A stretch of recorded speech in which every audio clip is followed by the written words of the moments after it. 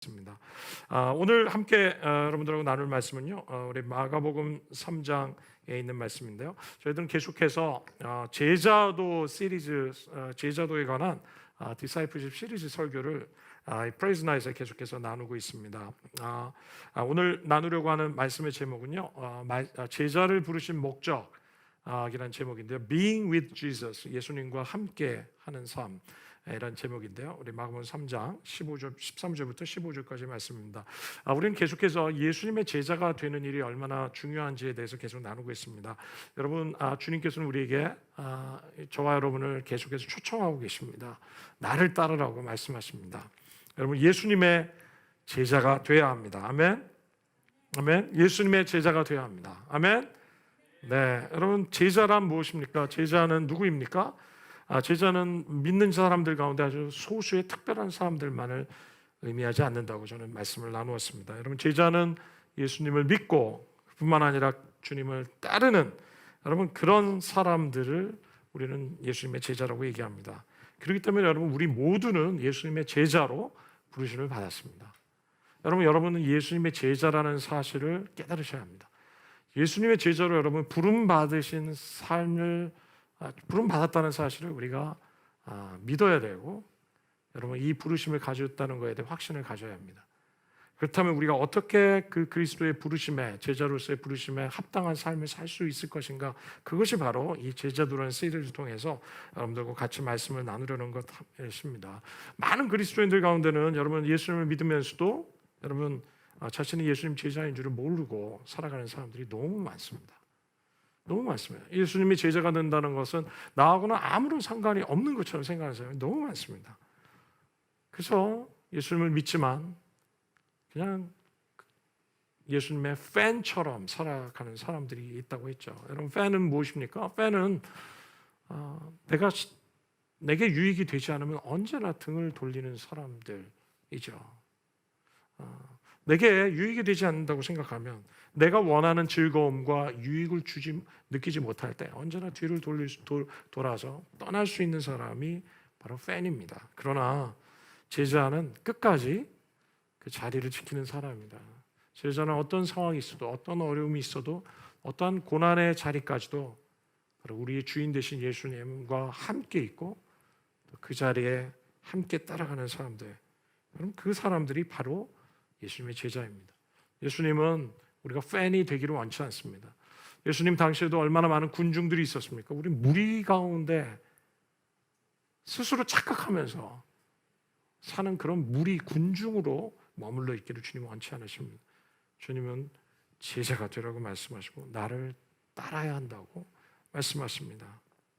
여러분, 예수님께서는 이 12명의 제자들을 한 명 한 명 부르셨죠. 그런데 이 예수님 오늘 마가복음 3장의 말씀을 보니까 예수님께서 이 제자들을 부르신 분명한 목적과 계획이 있는 것을 우리에게 분명하게 가르쳐 주십니다. 그것이 바로 마가복음 3장 13절부터 15절입니다. 우리 한 목소리로 좀 같이 읽을까요? 오늘 본문인데요. 우리 같이 한 목소리로 읽겠습니다. 시작. 사람들을 부르시니 그들이 예수께로 나와왔다. 예수께서 12를 세우시고 그들을 또한 사도라고 이름하셨다. 이것은 예수께서 그들을 자기와 함께 있게 하시고 또 그들을 내보내어서 말씀을 전파하게 하시며 귀신을 쫓아내는 권능을 가지게 하시려는 것이었다.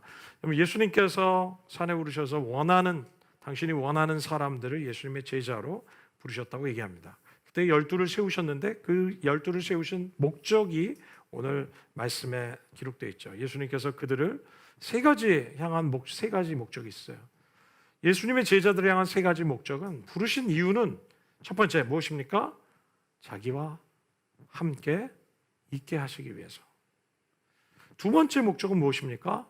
그들을 내보내서 말씀을 전파하게 하시기 위해서, 전도하게 하시기 위해서, 주님을 증거하게 하는 복음 전파의 사명을 감당하도록 하시기 위해서. 세 번째는 무엇입니까? 그들에게 귀신을 내어쫓는 권능을 주시기 위해서 예수님께서는 이 제자들을 부르셨다고 얘기합니다. 이것이 바로 예수님께서 제자를 부르신 세 가지 목적입니다. 오늘부터 3주 동안 저희들은 이 세 가지 목적에 대해서 매주 하나씩 좀 나누려고 합니다. 그래서 오늘 함께 여러분들하고 나누려고 하는 말씀은 자기와 함께 있게 하시고, 자기와 함께, 예수님께서 우리를 부르신 목적의 첫 번째 목적은 자기와 함께 있게 하시기 위해서 우리를 부르셨다는 것이죠. Being with Jesus, 주님과 함께 있는 삶인 것입니다. 그런데 예수님께서 이 제자들을 부르셔서 함께 있는 시간, 함께 있으신 시간이 몇 년이나 됐죠? 3년의 시간이죠. 3년 동안 예수님은 제자들과 함께 삶을 나누셨습니다. 근데 거기에는 분명한 세 가지 목적이 있습니다. 왜 예수님은 이들과 함께 있으셨을까요? 왜 함께 있기 위해서 이들을 부르셨을까요? 함께 있으면은 여러분 세 가지 분명한 목적이 있습니다. 첫 번째 목적은 무엇이냐면 사귐의 회복을 위해서입니다. 사귐의 회복입니다. 여러분 기독교의 우리 신앙을 여러분 신앙의 핵심적인 내용을 한 단어로 설명한다면 우리는 무엇이라고 설명할 수 있겠습니까? 기독교의 핵심같이 여러분 기독교의 모든 신앙을 한 단어로 설명한다면, 아니면 기독교 신앙의 가장 중요한 것이 무엇인지를 설명한다면, 여러분 한 단어로 설명한다면 우리가 어떻게 설명하실 수 있을 것 같습니까? 어떻게 설명할 수 있을 것 같아요? 뭘까요?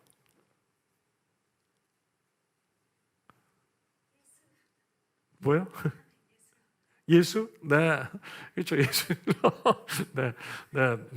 너무 정답이긴 하지만, 네, 그렇죠. 예수님. 네, 네, 중요합니다. 또 다른 분들 혹시 우리의 믿음의 가장 중요한 것을 한 단어로 설명한다면 뭐라고 얘기할까요? 사랑. 네, 사랑도 너무 좋죠. 네, 맞습니다. 또 뭘까요? 사랑 맞습니다. 네. 가장 중요한 거, 여러분 신앙생활에 가장 중요한 게 뭘까요? 믿음. 네, 믿음도 너무 중요하죠. 네, 맞아요. 틀리지 않아요. 네, 미안해. 예수라고 했을 때 맞다고 얘기 안 해줘가지고. 너무. 네. 뭘까요? 또 무엇이 있겠어요? 현희 형제?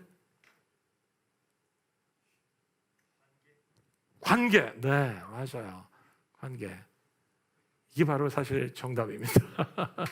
여러분 사랑도 사실 관계고 믿음도 관계고, 어떤 분들은 뭐 예배라고 얘기할 수도 있고 기도라고 얘기할 수도 있고 또 용서라고 얘기할 수도 있고, 그렇지만 이게 전부 다 사실은 관계라는 단어에 다 포함되는 거죠. 그죠? 우리 현희 형제 우리 박수를 한번 해줘야 돼요. 네, 역시 우리 네, 정말 우리 관계가 가장 중요한 기독교의 신앙을 표현하는 가장 중요한 단어라고 할 수 있어요. 왜냐하면 근데 이 관계라는 건 사실은 하나님의 본질, 하나님의 존재 본질 자체가 사실은 관계의 하나님이십니다. 그래서 우리는 왜 그렇습니까? 하나님은 사실은 성부와 성자와 성령 하나님이라고 삼위일체의 하나님이시잖아요. 그죠? 하나님은 단수로 존재하시는 것이 아니라 복수로 존재하시는 분이세요. 성부 하나님, 성자 하나님, 성령 하나님, 이 세 분의 하나님이 하나이신 삼위일체 하나님을 우리가 믿고 있죠. 그렇기 때문에 우리 하나님은 어떤 하나님이냐면 이 세 분의 하나님이에요. 다시 얘기하면 세 분이면서 하나인 하나님. 여러분 이분을 표현할 때 요한일서 말씀은 이 하나님을 어떤 단어로 표현하고 있냐면 하나님은 사랑이시다. 요한일서 4장에 있는 말씀이죠. 하나님은 사랑이시다. 이렇게 정의를 내리고 있어요. 여러분 하나님은 사랑이시다라는 정의와 하나님은 사랑하시다라는 표현이 같은 말일까요? 하나님 물론 사랑하시죠. 그죠? 그러나 하나님은 사랑하시다보다 사랑이다라고 표현하는 것은 더 근본적이고 더 본질적인 의미예요.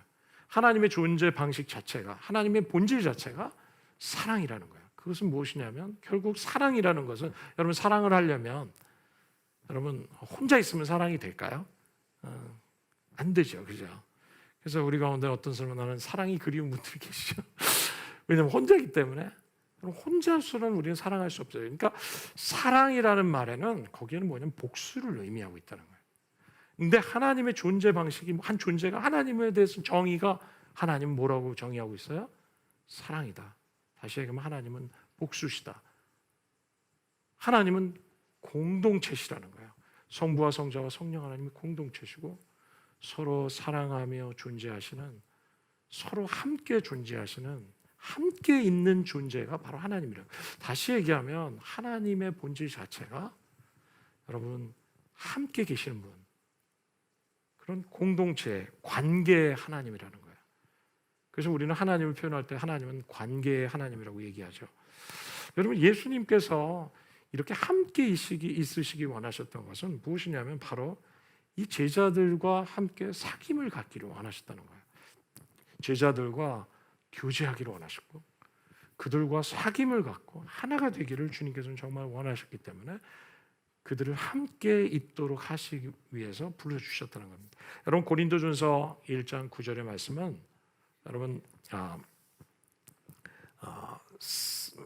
사도 바울이 이것에 대한 비밀을 얘기합니다.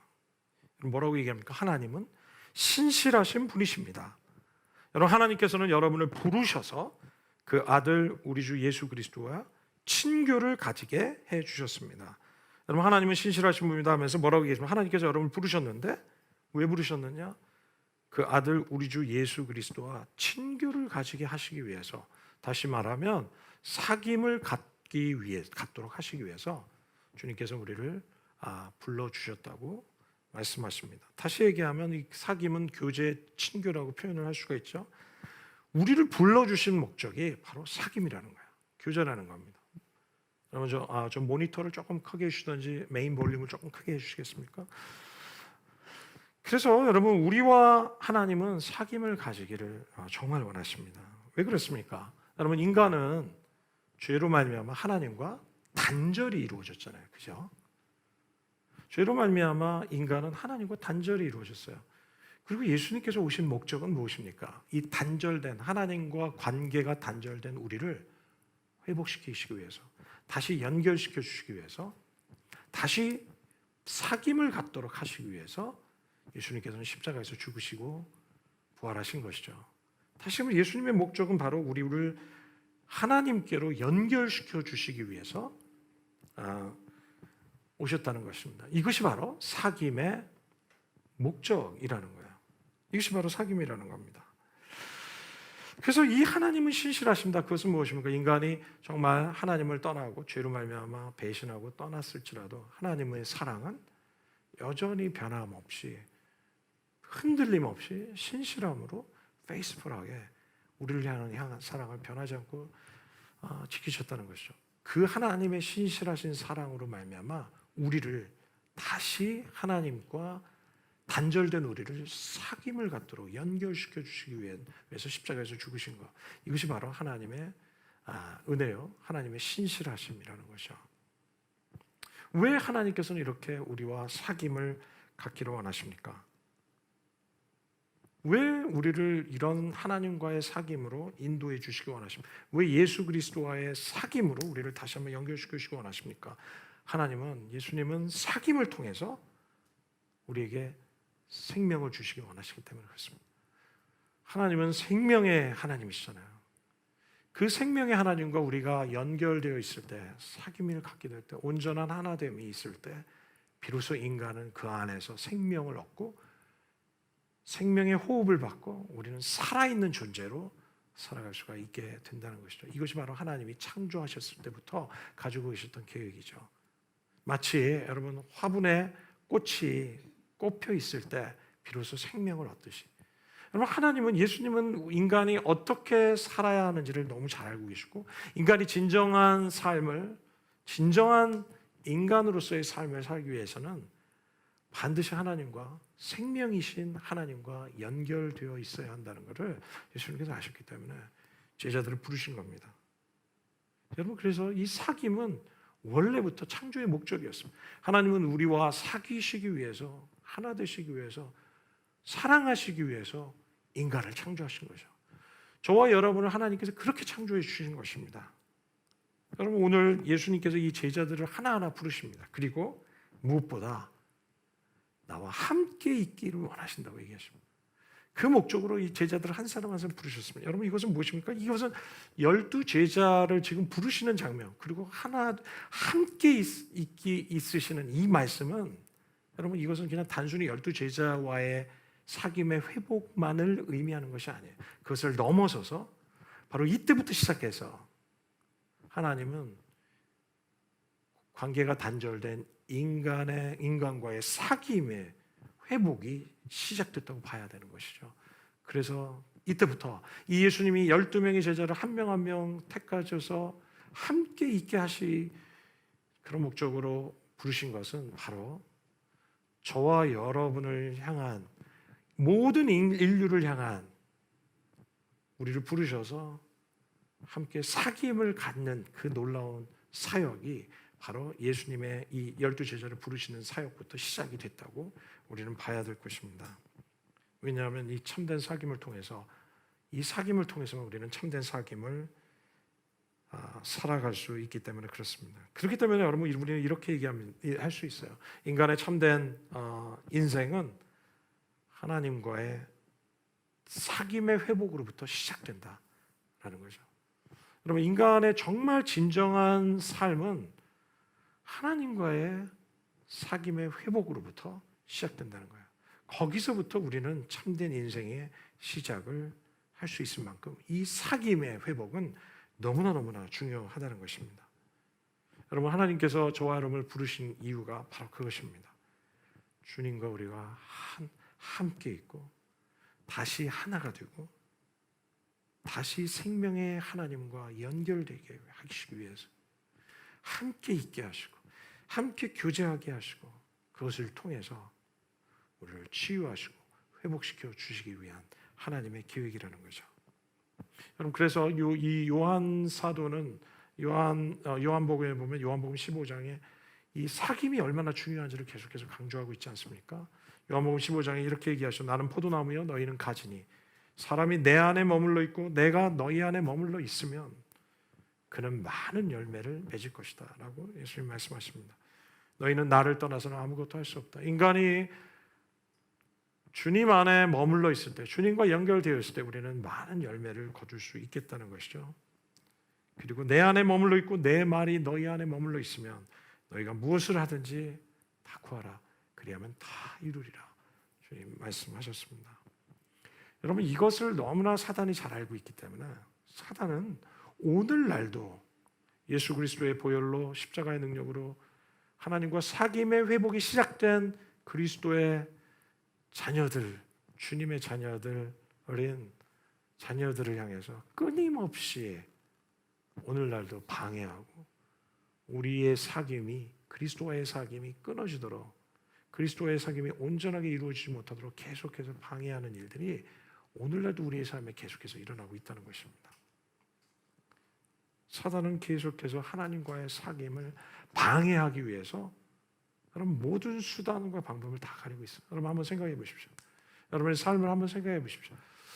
우리가 계속해서 하나님과의 이 사귐에서 계속해서 온전한 사귐이 이루어지지 못하도록 사단이 어떻게 역사하고 있는지 한번 생각해 보십시오. 여러분, 이번 한 주간 또 최근의 삶 속에 어떤 삶의 많은 일들로 인해서 여러분 우리가 하나님과의 사귐이 계속해서 약화되고 떠나게 되고 끊어지게 될까요? 그 첫 번째로 우리에게 역사하는 건 바로 죄입니다. 죄는 하나님과 우리 사이를 여러분 끊어놓고 단절시키는 역할을 하는 거예요. 그죠? 이미 그리스도의 십자가로 우리를 연결시켜준 하나님과의 자녀와의 관계를 그 죄가 우리와 하나님과의 그 사귐의 방해 요인이 된다는 것이죠. 사단은 계속해서 우리 죄를 통해서 인간을 계속 유혹해요. 미혹시킵니다. 그래서 우리로 하여금 육신의 정욕에 빠지게 하고 이생의 자랑, 안목의 정욕에 계속해서 세상을 사랑하는, 세상에 빠지게 해서 하나님을 정말 온전하게 사랑하지 못하게 하고 그분 안에 우리가 집중하면서 그분 안에 거하지 못하도록 계속해서 우리를 디스트랙트 시키는 거죠. 우리를 계속 디스트랙트 시킵니다. 하나님 안에 집중하지 못하도록. 그래서 너무나 많은 우리 안에 참 디스트랙트되는 것이 이 세상의 유혹들이 얼마나 많이 있습니까? 때로는 돈이 그럴 수도 있고요. 때로는 우리의 연애가 그럴 수도 있고 때로는 우리의 잡이 그런 역할을 할 수 있고 때로는 너무 분주해서 하나님께 우리가 집중하지 못하고 하나님 안에 거하지 못하고, 또는 너무 게을러서 우리가 하나님께 집중하지 못하게, 또 때로는 우리가 너무 고난 가운데서, 이 어려움 속에서 이 환난을 이기지 못하고, 핍박을 이기지 못하고, 어려움을 이기지 못해서 하나님께 집중하지 못하고, 그래서 계속 이 생명의 하나님과의 사귐을 계속해서 끊어놓는 것이죠. 예수님이 제자들을 부르셔서 함께 있게 하시기 위함은 바로 이 사귐의 회복을 주시기 위함이라는 겁니다. 여러분, 그렇기 때문에 사단은 너무 잘 알아요. 우리와 예수님이 온전한 사귐이 있을 때 어떤 일이 일어날지를 너무나 잘 알기 때문에 사단은 그렇게 방해하고 우리를 혼미하게 하고 미혹하는 거야. 우리와 하나님이 하나 될 때 무엇이든지 구하면 다 이루어진다는 것을, 우리와 하나님이 온전한 하나됨이 있을 때 엄청난 하나님의 놀라운 열매들, 하나님 나라가 확장되고 하나님 나라가 임한다는 것을 사단이 너무나 잘 알고 있기 때문에 우리와 하나님 사이를 계속해서 이간질시키는 거야. 그래서 때로는 하나님을 우리한테 이간질시켜요. 신뢰하지 못하게 합니다. 야, 하나님이 너 사랑하셔? 하나님이 마치 아담에게도 그렇게 얘기했잖아요. 야, 왜 하나님이 이 선악과를 따먹지 못하게 하셨니? 이거 따먹으면 내 눈이 밝아져서 네가 하나님처럼 될까 봐. 하나님이 그거 원치 않아서 너한테 못 먹게 한 거야. 하나님에 대한 거짓말을 계속해서 우리한테 설득시키고 우리로 하여금 그것을 믿게 합니다. 그래서 우리가 하나님을 완전하게 신뢰하지 못하도록 하는 거예요. 이게 사단의 전략입니다. 우리가 하나님을 완전히 신뢰하지 못하도록 하나님에 대해서 거짓말합니다. 속이는 거죠. 여러분, 그뿐만이 아닙니다. 사단은 우리를 하나님께 참소합니다. 우리를 하나님께 또 참소하고 있어요. 그래서 사단은 하나님의 보좌 앞에서 참소하는 자라고 얘기하잖아요. 참소는 뭡니까? 거짓말하는 거. 그리고 우리에 대해서 막 해코지하는 겁니다. 마치 여러분, 이 장면이 누구에게 나오냐면 욥기 1장에 나와요.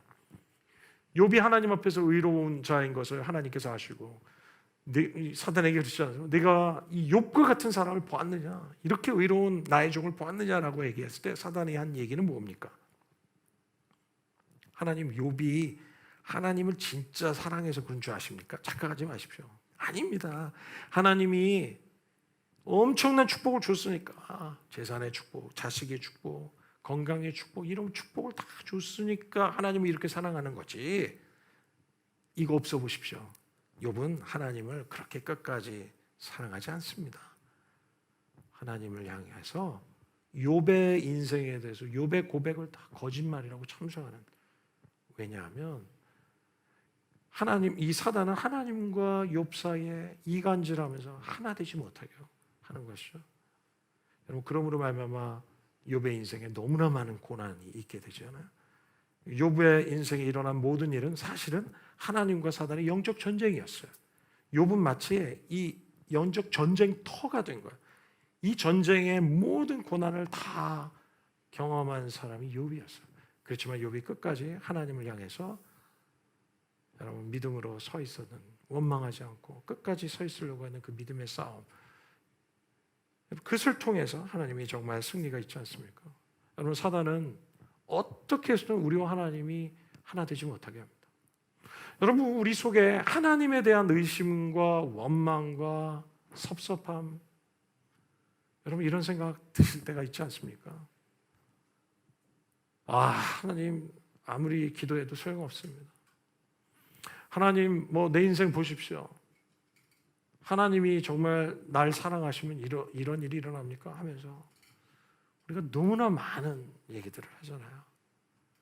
그것은 무엇입니까? 우리가 하나님을 정말 전적으로 신뢰하지 못하도록 하는 사단의 음성에 우리가 반응하는 거예요.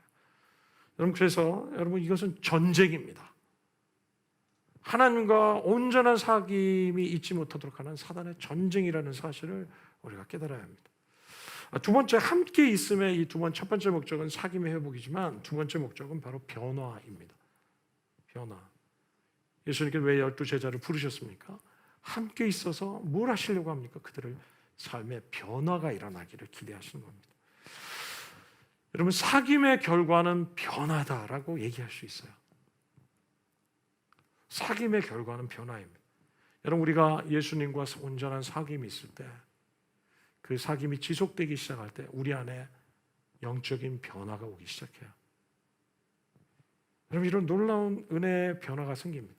예수님께서 제자들을 부르셔서 함께 3년이나 있으려고 하셨던 이유는 함께 있음으로 말미암아 사귐을 가짐을 통해서 그들의 삶에 변화가 일어나기를, 제자들의 삶에 변화가 일어나기를 정말 원하셨던 것이죠.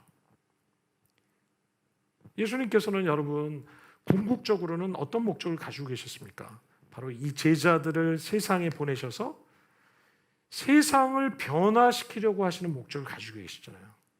이게 예수님의 근본 궁극적인 목적 아니었습니까? 그런데 그 일을 위해서 이 제자들을 통해서 세상을 변화시키기 위해서는 제자들의 삶에 먼저 변화가 일어나야 한다는 것을 예수님께서 너무 잘 알고 계셨어요. 제자들의 삶에 먼저 변화가 일어나야 한다는 것을 예수님 너무 잘 아셨어요. 여러분, 변화되지 않은 제자들이 어떻게 세상을 변화시킬 수 있겠습니까? 변화되지 않은 우리가 어떻게 세상을 변화시킬 수 있습니까? 여러분, 이 세상의 변화는 사람의 변화된 결과다, 이렇게 얘기할 수 있어요. 무엇이라고요? 세상의 변화는 사람이 변화된 결과다라고 얘기할 수 있어요. 여러분, 우리가 정말로 변화될 때 세상이 바뀔 수 있어요. 우리가 변해야 돼요. 우리가 정말 예수 그리스도의 제자로 변화돼야 될 때, 그때 비로소 세상을 바꿀 수 있다는 것을 예수님께서 하셨다는 것이죠.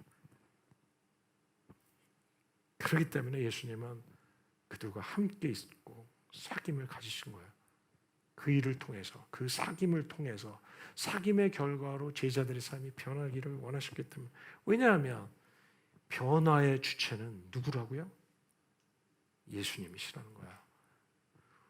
우리를 변화시킬 수 있는 분은 바로 예수님밖에 없다는 겁니다. 우리의 창조주이신 그분과 우리의 사귐을, 지속적인 사귐을 갖게 될 때, 그때서만 우리가 변화될 수 있는, 변화의 주체는, 인간의 변화의 주체는 딱 한 분이에요. 예수 그리스도를 만나는 거. 그분과 함께 사귐을 갖고 그분의 사귐 안에 우리가 지속적인 삶을 살 때, 그때서 비로소 변화가 온다는 것입니다. 여러분, 우리는 변화되어야 합니다. 아멘. 하나님 우리를 예수 그리스도의 제자로 부르시고 그냥 그래 너희 구원받았으니까 그러고 끝나시지 않으셨어요. 우리에게 분명한 목적과 계획이 있으시기 때문에 주님은 변화되기를 원하십니다. 그리고 우리의 변화가 결국은 세상을 변화시키는 변화로 나아가기를 원하시는 예수님의 분명한 목적이 있다는 겁니다. 그렇기 때문에 여러분, 우리는 변화를 향한 갈망함이 우리 속에 있어야 합니다. 변화되어야 합니다. 변화되어야 합니다. 그 변화는 주님과 함께 있을 때 변화될 수 있습니다. 그런데 너무나 감사한 소식은 이겁니다.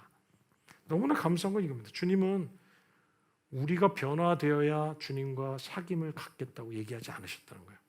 야, 너희가 변화될 때, 너희가 정말 완전히 변화될 때 내가 너희와 사귀겠다, 이렇게 얘기하신 것이 아니에요. 예수님은 아직도 변화되지 않고 너무나 부족한 예수님의 제자들을 그냥 부르셨어요. 나와 함께 있도록. 그리고 나와 함께 있을 때 변화가 있겠다는 거예요.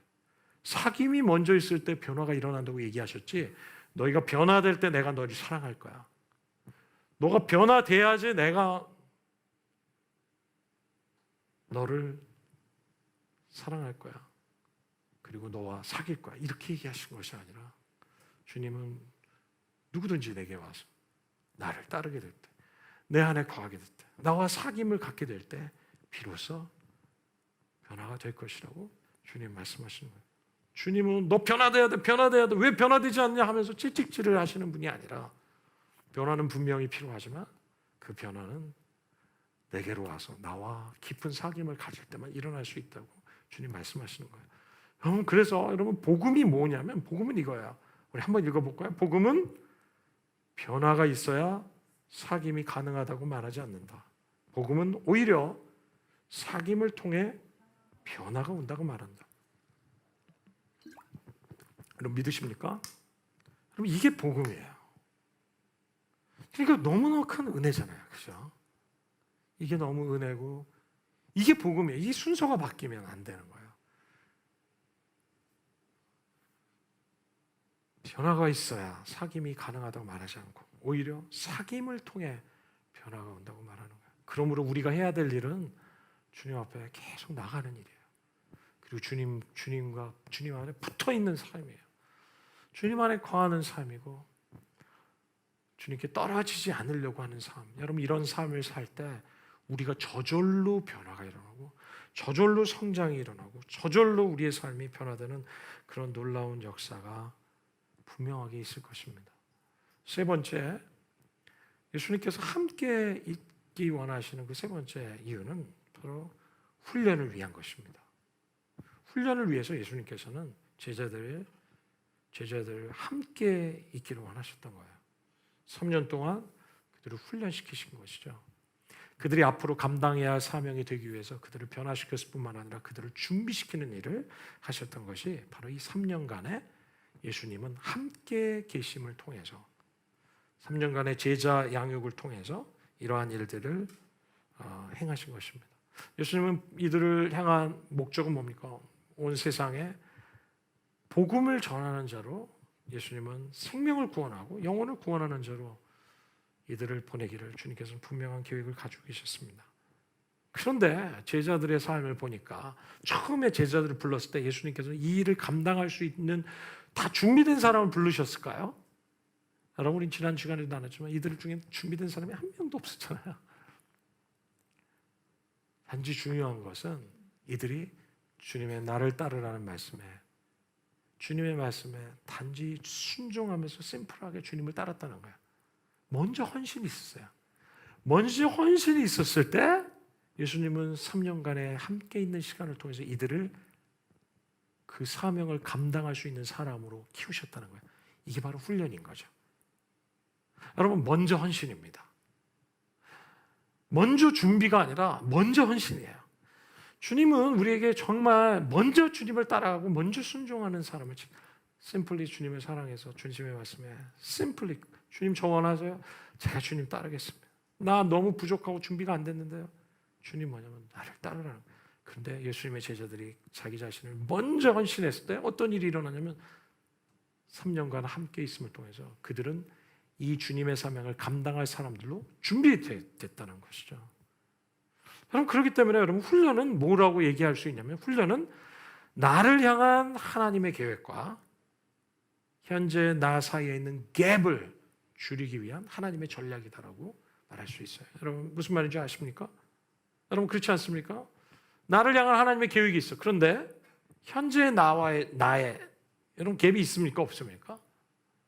엄청난 갭이 있죠. 하나님은 우리를 통해서 하나님 나라를 이루시고 모든 족속으로 제자를 삼고 복음을 전하고 영혼을 구원하는 하나님 나라의 역군이 되기를 원하십니다. 하나님의 계획입니다. 그러나 우리의 현재의 나는 여기 있는 거야.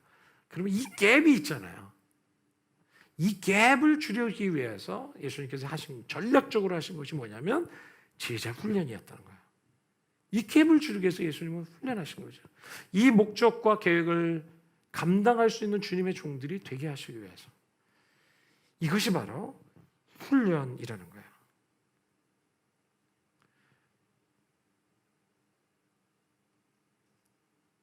훈련은 하나님의 계획과 현재의 나 사이의 갭을 줄여주는 하나님의 영적인 전략이라는 것이에요. 여러분 그렇기 때문에 이 훈련은 너무나 중요하다는 거예요. 여러분 모든 그리스도인 모든 그리스도의 제자들에게는 훈련이 없으면 주님이 목적하신 부름의 삶을 절대로 살 수가 없다는 거예요. 훈련 받아야 된다는 겁니다. 이것은 하나님의 은혜의 전략이라는 거예요. 여러분 사람은 태어나면 끝이 아니에요. 여러분 응애하고 애가 태어나면 어떤 일이 있습니까? 우리가 얼마나 귀엽습니까? 얼마나 사랑받습니까? 그런데 애가 태어났는데 애가 자라나지 않아요. 6개월이 됐는데 계속 기지도 못해요. 등을 엎어야 되는데 엎지도 못해요.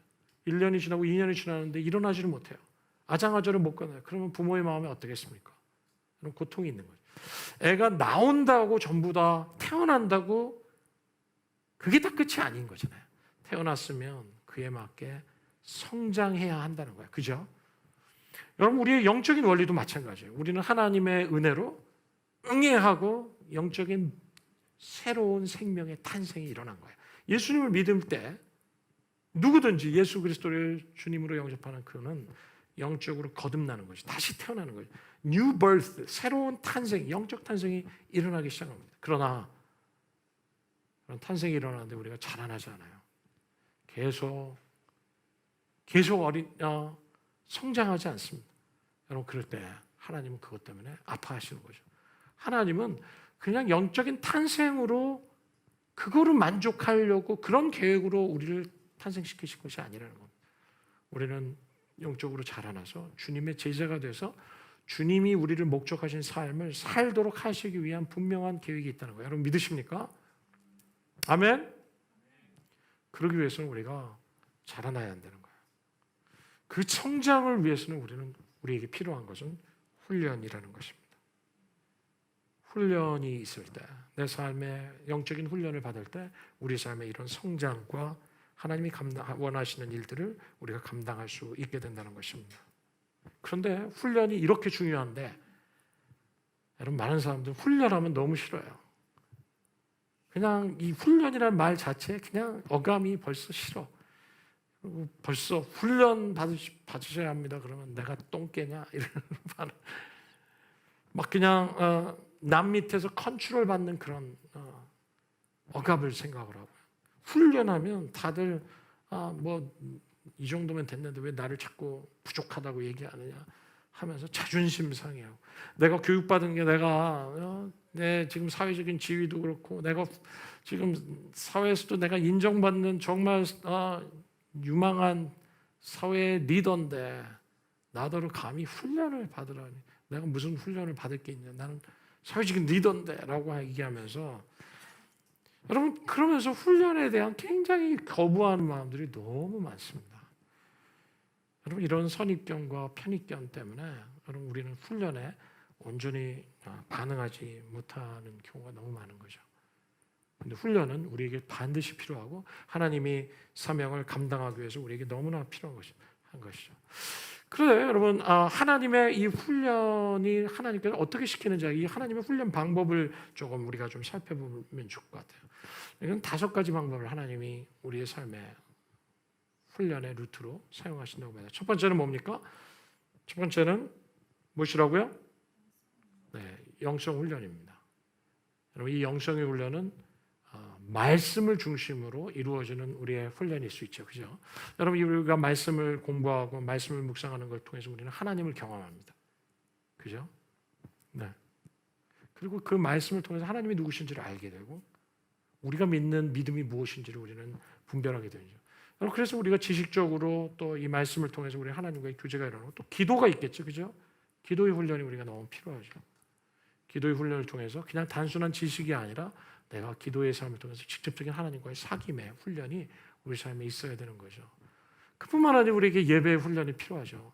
예배를 통해서 하나님과 직접적으로 우리가 하나님을 찬양하고 예배하는 가운데 하나님의 성령을 경험하기 시작하고, 여러분, 이러한 영성 훈련을 통한 훈련이 우리에게 필요합니다. 두 번째 우리에게 필요한 훈련은 바로 영적인 권위자 아래서의 훈련입니다. 하나님이 사람을 훈련시키시는 방법 가운데 하나는 영적 권위자를 통해서 훈련시키는 하나님의 훈련 방법이 있어요. 여러분, 거기에는 2가지 영적 권위자가 있겠죠. 하나는 우리를 정말 잘 가이드해 주면서 훈련시키는 선한 목자가 있겠고요. 그러나 안타깝게도 이 가운데는 굉장히 우리를 어뷰즈하는, 여러분, 부정적인 영적인 권위자들도 우리 삶에 있어요. 그죠? 그런데 이 둘 다 하나님은 이 둘을 통해서 우리 삶에 훈련을 시키신다는 겁니다. 여러분, 다윗의 훈련이 이루어졌던 가장 사용받은 하나님의 사람은 누구였냐면 사울이었습니다. 악한 사울. 악한 영적인 권위자였습니다. 그런데 이 영적 악한 권위자 밑에서 하나님은 다윗을 훈련시키셨다는 거예요. 그리고 그 가운데서도 기름 부으신 자를 대적하지 않으려고 하는 정말 그런 영적인 훈련, 또 믿음에 순종의 훈련. 여러분 이런 훈련을 우리 삶에 주님께서 우리의 삶의 영역에서 훈련시키실 때가 있어요. 여러분 우리의 훈련은 그냥 단순히 그냥 성경을 통해서만 이루어지는 훈련이 아니에요. 영성 훈련만이 아닙니다. 우리의 삶에 내 삶에 허락된 영적인 권위자들을 통해 하나님이 나를 어떻게 훈련시키시고 또 그것에 대해서 내가 어떻게 반응하기를 원하시는지를 우리는 선택하며 하나님 앞에 반응할 때 여러분 우리 안에 영적인 훈련과 성장이 이루어지는 거예요. 세 번째 훈련은 바로 고난을 통한 훈련이에요. 하나님 우리 삶에 때로는 고난을 경험하게 되죠. 그렇죠? 그런데 이 인생 자체가 고난이잖아요. 우리가 이 땅에 사는 한 우리는 이 고난을 피할 수 없을 거예요. 그러나 이 모든 고난의 환경을 통해서 하나님은 우리를 훈련하시고 우리를 변화시키시고 우리에게 인내 훈련을 시키시고 또 우리의 성품을 훈련시키시고 또 우리에게 정말 이 고난 가운데 하나님을 만나도록 하시기 위한 훈련을 주님께서 하고 계시다는 것이죠. 그래서 우리의 이 삶의 훈련입니다. 이건 내 인생을 통해서 생기는 병입니다. 네 번째 훈련은 관계를 통한 훈련이에요. 여러분 우리가 혼자 있으면 내가 진짜 이상한 사람이었는지를 몰라요. 절대로. 내가 혼자 있을 때는 내가 가장 정상이고 나는 정말 괜찮은 사람이라고 생각하는데 왠지 같이 모이니까 왜 이렇게 불편해지고 힘들어지는지. 왜 그렇습니까? 부딪힘이 오는 거죠. 나와 다른 사람을 만나게 되고 내가 도무지 이해하기 힘든 사람, 그냥 거스리는 사람, 왜 이렇게 달라? 뭐 별의별 생각이 들면서 우리가 이런 사람들과 부딪히는 상황이 생기는 거예요. 여러분 이런 상황도 볼 때 많은 사람들은 그냥 도망갑니다. 괴로우니까. 여러분 우리가 도망치기 시작하면 절대로 하나님이 주시는 훈련을 경험할 수 없습니다. 여러분 이런 상황에서 우리가 해야 될 거는 인내하면서 그 가운데서 이 관계를 통해서 하나님이 나를 빚어가시는 그 은혜를 우리가 경험해야 하는 것이죠. 여러분 정말 날카로운 돌이 뾰족한 돌들이 계속해서 부딪힐 때만 비로소 그 모가 부드러워지듯이 여러분 우리의 모든 성품은 사실은 관계 속에서 변화시키시는 하나님의 훈련이 있다는 겁니다. 여러분 인정하시나요? 네. 제일 큰 목소리로 답변하시는 신라자매님 할렐루야. 여러분 그래서 우리가 지금 관계에 어려움이 있고 누군가 걸리고 싸우고 뭐 이러고 있다면 하나님이 나를 지금 훈련시키시고 원하시는구나. 내가 변화돼야 돼. 너무나 많은 선교사들이 이런 관계 훈련이 없이 선교지로 나가서 여러분 너무나 선교지에서 어려운 일들이 많습니다. 하나님은 우리를 관계를 통해서 우리를 변화시키시기 원하세요.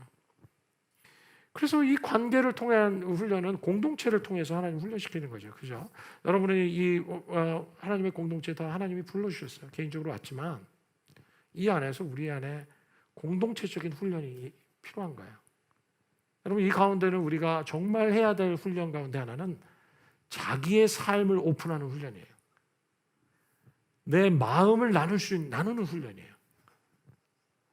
내 상처와 내 아픔도 나누는 훈련이에요. 나의 부끄러움도 나누는 훈련이고 내 실패도 나누는 훈련이고 내 연약함도 내 가정의 백그라운드도 나누는 훈련이에요. 너무나 많은 사람들이 나 예수님을 믿는 건 좋지만 왜 내가 교회에 와서 내 삶을 나눠야 돼? 라고 얘기하고 여기에 대해서 굉장히 거부감을 느끼실 수 있어요. 이해가 됩니다.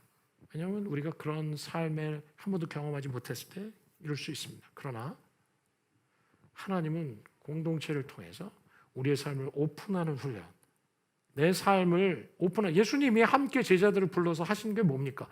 자기의 마음을 오픈하셨고 자기의 삶을 오픈하셨고 완전히 다 오픈된 삶이잖아요. 그뿐만 아니라 제자들과 제자들 서로의 삶에도 오픈이 일어난 거야. 그죠? 감출 수가 없어요. 여러분 우리가 그렇게 정말 감추지 않는 여러분 그런 훈련, 내 마음의 고통도 기쁨도 갈등도 연약함도 슬픔도 내 안에 있는 죄도 나누기 시작할 때 하나님 그걸 통해서 우리를 너무나 새롭게 하시고 너무나 변화시키십니다. 그래서 우리 교회에서 저는 여러분 우리가 나눔의 일을 합니다. 저는 우리 교회 여러분들이 이해하시는지 아직은 이해를 못하시지만 말씀을 그냥 선포하고 그냥 목사님이 그냥 기도하고 마칩니다. 이렇게 안 하죠. 우리 주로 어떻게 합니까? 말씀을 선포하고 나서 설교 말씀을 뭐든 하고 나서 우리는 찬양하면서 기도해요. 하나님이 그 말씀을 통해서 나에게 주신 은혜를 나를 만지시도록 우리 기도하는 일이죠. 근데 그거로 끝나지 않아요. 뭐냐면 우리는 이 말씀을 적용하고 내 삶에 적용한 것을 서로 나누는 훈련이 우리 가운데 필요한 거예요. 그래서 이 말씀을 통해서 내 삶에 하나님이 말씀하시고 은혜를 주시고 위로하시고 나에게 변화를 요구하시는 모든 일들을 우리 하나님의 말씀을 들으면서 내가 반응한 거를 공동체 안에서 소그룹으로 우리가 함께 나누게 될 때 우리 안에 더 큰 은혜와 말씀의 깊은 적용이 이루어지는 거죠. 하나님의 말씀이 여러분 뿌려졌는데 여러분 대부분의 말씀은 뿌려졌다 그냥 날아가요. 아니면 새가 와서 쫙 가거나 이것이 씨 뿌린 자의 말씀 아닙니까? 하나님 우리가 어떻게 하기로 하시죠? 그 뿌려진 말씀의 씨앗이 우리 삶 깊은 곳에 뿌리를 내리고 열매를 맺는 30배, 60배, 100배 열매를 맺는 말씀이 열매를 맺도록 하는 그 일을 하기를 원하시잖아요. 여러분 그 일을 하기 위해서 들은 말씀 가운데 내게 깨닫게 해주신 말씀을 나누고 적용하는 거 나누는 것을 통해서 우리가 우리 심령에 뿌리를 내리게 하는 거예요.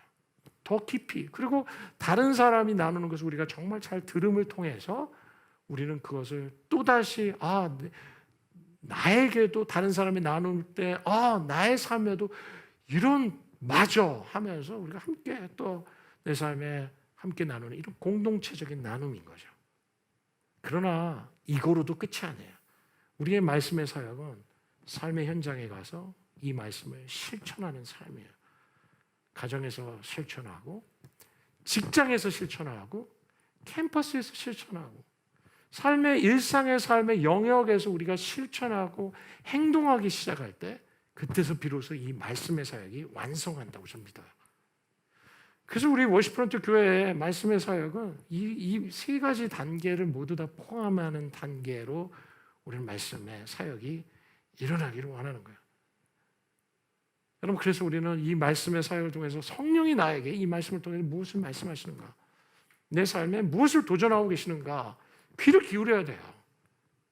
내 삶에 어떤 변화를 주님이 말씀하기 원하시는가 귀를 기울이고 들을 수 있어야 되고 그것을 심어야 되고 깊이 뿌리를 내려서 열매를 맺고 내 삶의 변화까지 이 말씀이 이룰 수 있도록 여러분 이 말씀의 사역이 그렇게 될 때 우리가 더 온전하게 주게 되는 것입니다. 저는 그래서 우리 교회 안에 우리 청년들 안에부터 우리가 수그룹으로 진짜 우리 나누잖아요. 이 나눔을 진지하게 나누시면 좋겠어요. 그리고 이것이 영적인 훈련이라는 사실을 여러분 분명히 깨달으셔야 합니다. 5번째 훈련은 무엇이냐면 섬김의 훈련입니다. 여러분 우리는 섬김 받기를 좋아하지. 앉아서 그냥 예배만 드리고 앉아서 그냥 은혜 받고 그냥 가기를 원하지. 우리는 섬기는 것이 그냥 내추럴리 우리는 원하지 않아요. 그렇기 때문에 훈련이라고 저는 말합니다. 섬김의 훈련.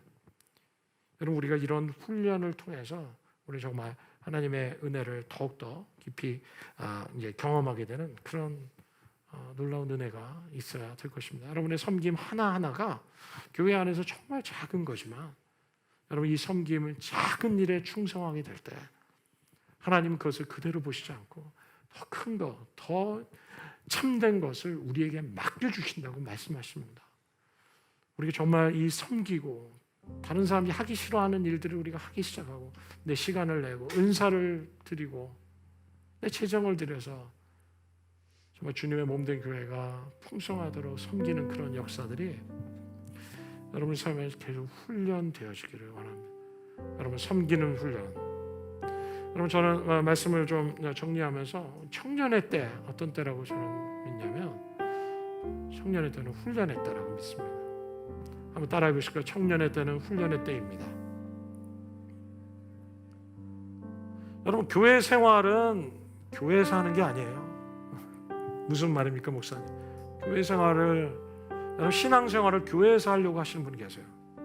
이 안에서 많은 사람들이 그거를 착각하기 때문에 교회 안에서 내가 신앙생활을 하려고 하니까 자꾸 종교적이 되는 거야. 자꾸 자리를 차지하려고 경쟁을 하려고 하고 내 포지션이 중요해지고. 저는 여러분들이 안에 우리 교회 안에 그런 일이 없기를 바랍니다. 신앙생활은 어디서 하는 겁니까? 여러분 일상의 삶에서 하는 겁니다. 가정에서 하시는 겁니다. 여러분 친구들과의 일상적인 관계 속에서 하는 거예요. 믿지 않는 친구들과의 관계 속에서, 직장에서 여러분 신앙생활 하는 겁니다. 직장에서, 일터에서, 세상에서, 이웃에서, 이웃과의 관계에서, 거기서 우리 신앙생활이 하는 겁니다. 교회에서는 뭘 하는 겁니까? 훈련하는 거야. 영성의 훈련을 하고, 삶의 훈련을 하고, 섬김의 훈련을 받고. 여러분 이런 훈련을 받기 시작할 때 여러분 주님께서 우리를 정말 귀하게 쓰시라고 믿습니다. 오늘 예수님께서 제자들을 부르셨습니다. 나와 함께 있게 하시기 위해서 예수님께서 제자를 부르셨다고 합니다. 사귐을 위해서 부르신 겁니다. 사귐을 위해서 주님은 제자를 부르신 겁니다. 변화를 위해서 부르신 것입니다. 그리고 훈련을 위해서 부르신 것입니다. 여러분 이런 놀라운 은혜를 주님과 함께 우리가 누리면서 여러분 삶에 정말 귀한 하나님의 사람으로 준비되는 그런 놀라운 있기를 원합니다.